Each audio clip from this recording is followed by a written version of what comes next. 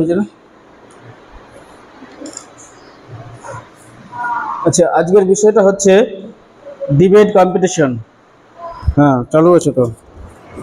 Debate কম্পিটিশনের উপর আজকে এই নোটিশ নিয়ে আলোচনা হবে। বিষয়টা হচ্ছে ইন্টার স্কুল ডিবেট কম্পিটিশন, তাই না? এই বিষয়ের উপর নোটিশ লিখতে হবে। তো নোটিশগুলো কিভাবে লিখতে হবে ইতিপূর্বে তোমাদের এই বিষয়ে জ্ঞান হয়েছে। তো প্রথমে এখানে স্কুলের নাম দেবে, নোটিশ দেবে, তারপরে এখানে একটা সাবজেক্ট দেবে, যে সাবজেক্ট যে বিষয়ের উপর নোটিশটা লিখতে হবে। এখানে নোটিশটা আজকে হচ্ছে ইন্টার স্কুল ডিবেট কম্পিটিশন, একটা বিতর্ক সভা, স্কুলের ছাত্রছাত্রীদেরকে নিয়ে একটা বিতর্ক সভা হবে।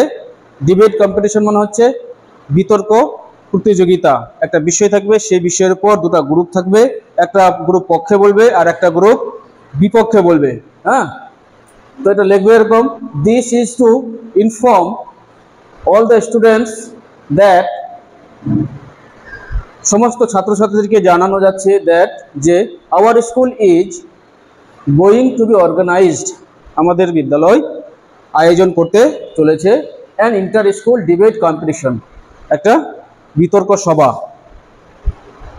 অন 10th সেপ্টেম্বর 2014, 2024 সালের 10ই September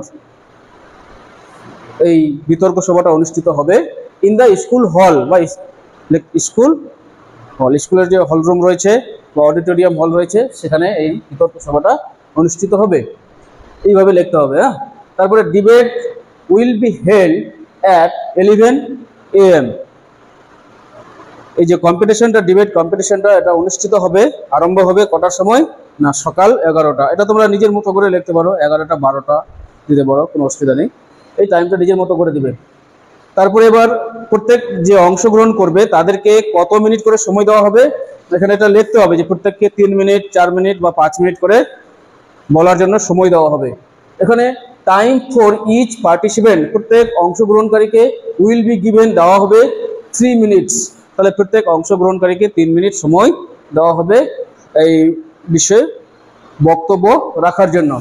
the topic of the debate is, তারপরে আসছে এখানে ডিবেটের যে টপিক বিষয়টা সেটা হচ্ছে কি, the school day should be shorter, স্কুলের যে ডিউরেশনটা সেটা সংক্ষিপ্তকরণ, এই বিষয়ের উপর ডিবেট হবে।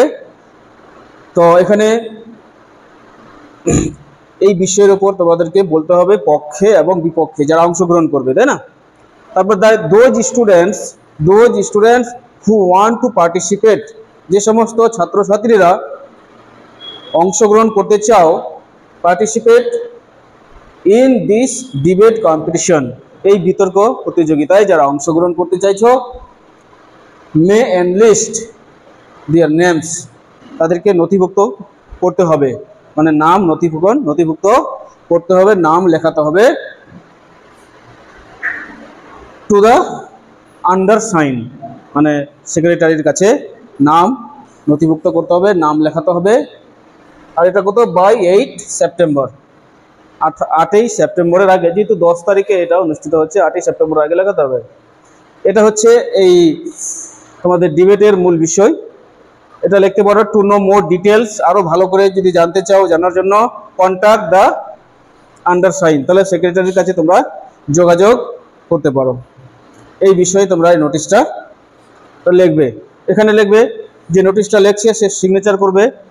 এখানে হতে পারে স্কুলের কোনো একজন ছাত্র ইউনিয়নের সেক্রেটারি রয়েছে, নেম লিখবে সেক্রেটারি।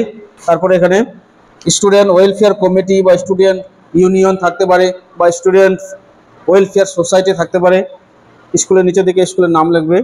তারপরে এখানে কাউন্টার সাইন বাই হেডমাস্টার, হেডমাস্টারের কাছ থেকে এটা সিগনেচার করে নেবে।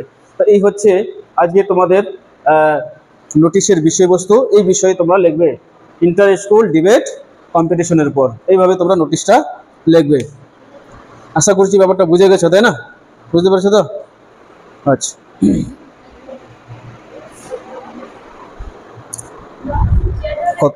হ্যাঁ